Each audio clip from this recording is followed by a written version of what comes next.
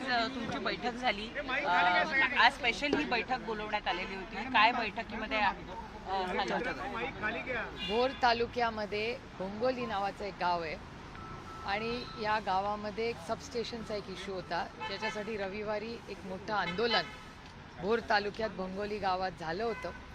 आणि त्याच्यासाठी सगळेच गावकरी, म्हणजे ह्याच्यात कुठलाही पक्ष नाही, आम्ही भोरकर म्हणून सगळे जे भोर तालुक्यावर प्रेम करणारे सगळे लोक, असे आम्ही सर्व पक्षीय लोक माननीय मुख्यमंत्र्यांना भेटायला आले होते. सविस्तर चर्चा झाली आणि पुन्हा एकदा बसायचं आमचं ठरलं आहे. त्याच्यामुळे आता पुन्हा एकदा मुख्यमंत्री कधी बोलवतील तेव्हा पुन्हा एकदा आम्ही चर्चेला बसणार आहोत. या प्रकल्पावर आक्षेप घेण्याची नेमकी कोणती कोणती कारणं आहेत? कुठले कुठले मुद्दे आज मांडले गेले?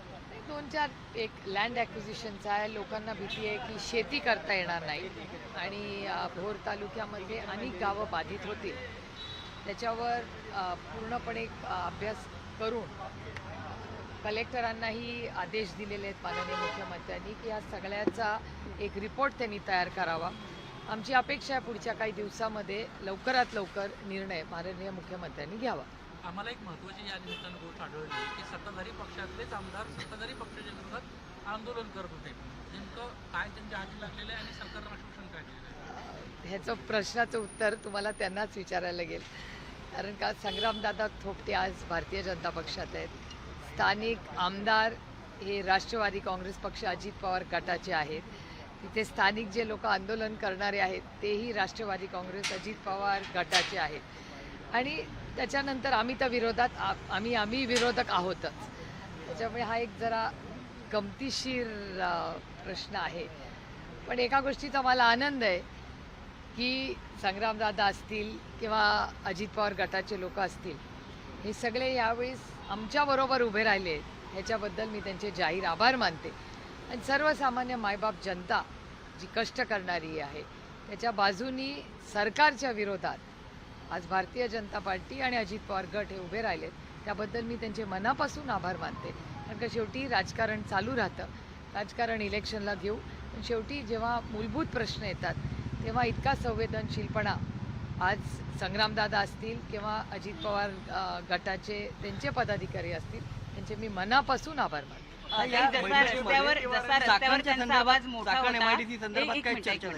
जसा आवाज त्यांचा रस्त्यावर होता आंदोलनाच्या दरम्यान, तेवढाच आवाज या बैठकीमध्ये होता का?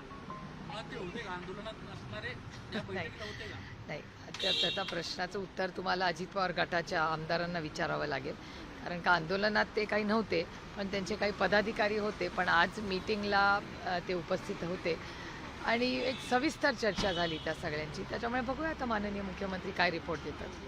विजय वडेट्टीवारांनी स्टेटमेंट केलंय, त्याबद्दल काय सांगा? ते म्हणतात की तुमच्याकडे ओबीसी प्रमाणपत्र आले, अर्थात त्यांनी त्यानंतर कुठेतरी सारवासारव सुद्धा केली. त्या स्टेटमेंटबद्दल काय सांगा? अनावधानाने तुमचं नाव घेतलं गेलं असं ते म्हणतात. आता मला असं वाटतं त्यांनी त्याचं क्लॅरिफिकेशन दिलं असेल.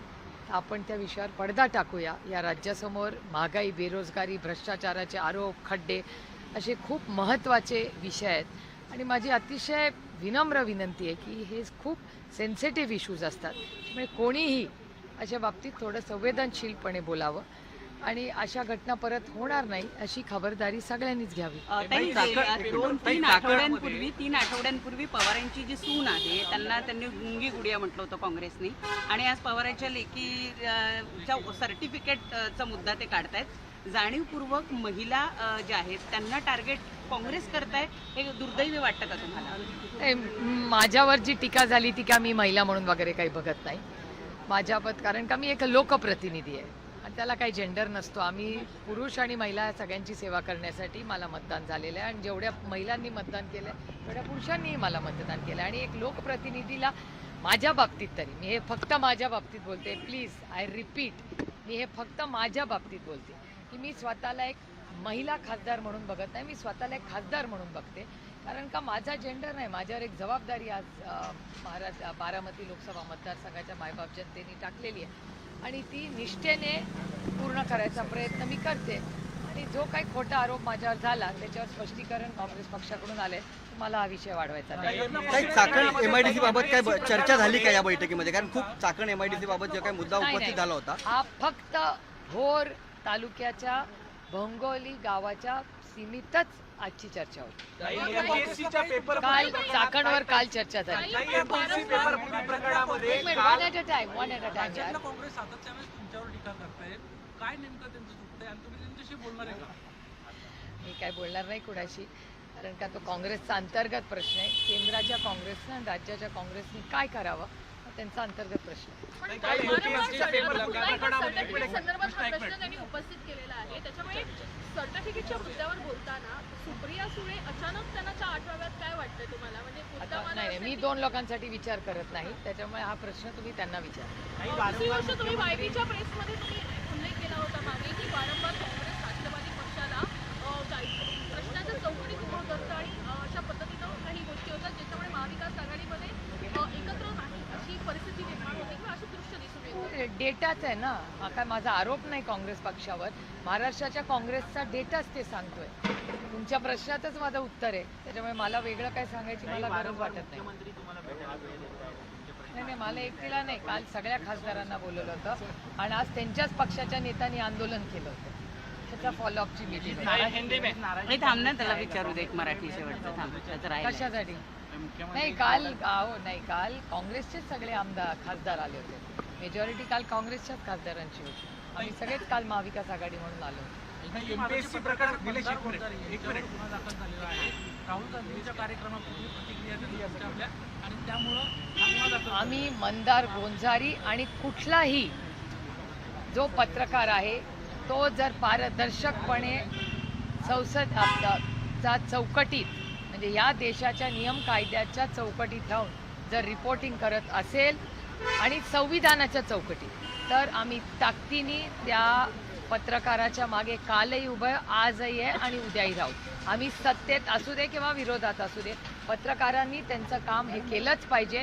अरे कधीतरी हे नातंच आमचं तसं असतं. त्यांनी कधी आमच्यावर प्रेम करायचं, कधी आमच्यावर टीका करायची. हा अधिकार तुम्हाला संविधानाने दिलेला आहे. त्याच्यामुळे दिल खोल के तुम्ही टीका करा आमच्यावर, आमचं काही म्हणणं नाही, पण ही केलीच पाहिजे म्हणजे आमच्यावरही जरा चेक राहतो. त्यामुळे कुठल्याही पत्रकारावर जर अशा चुकीच्या केसेस असतील तर आम्ही ताकदीने त्या पत्रकाराबरोबर उभं राहू आणि हा देश कुणाच्या मनमर्जीने चालणार नाही. तो फक्त आणि फक्त भारतरत्न डॉक्टर बाबासाहेब आंबेडकरांच्या संविधानानेच चालणार. त्याच्यामुळे मंदार गोंजारींच्या मागे वैयक्तिक सुप्रिया सुळे आणि राष्ट्रवादी काँग्रेस पक्ष शरदचंद्र पवार हा ताकदीने उभा राहील. एमपीएससीच्या पेपरफुटी प्रकरणामध्ये सुनील गाडवे नामक व्यक्तीचे फोटो मुख्यमंत्र्यांसोबत समोर आले, त्यानंतर भाजपवर आरोप करण्यात आले. आज भाजपनं सुनील गाडवे यांचेच फोटो शरद पवार आणि रोहित पवारांसोबतचे जे होते ते व्हायरल केले.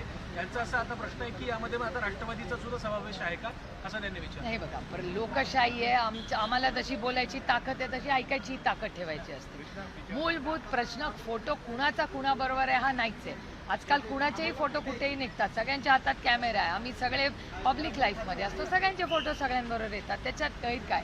पण मला प्रश्न मूलभूत आहे की आज सत्तेमध्ये कोण आहे ह्याला महत्त्व आहे आणि कुणाच्या काळामध्ये हे सगळे पेपर फुटी वारंवार होते हा प्रश्न महत्त्वाचा आहे. त्याच्यामुळे नुसते फोटो दाखवून प्रश्न सुटत नाही हो.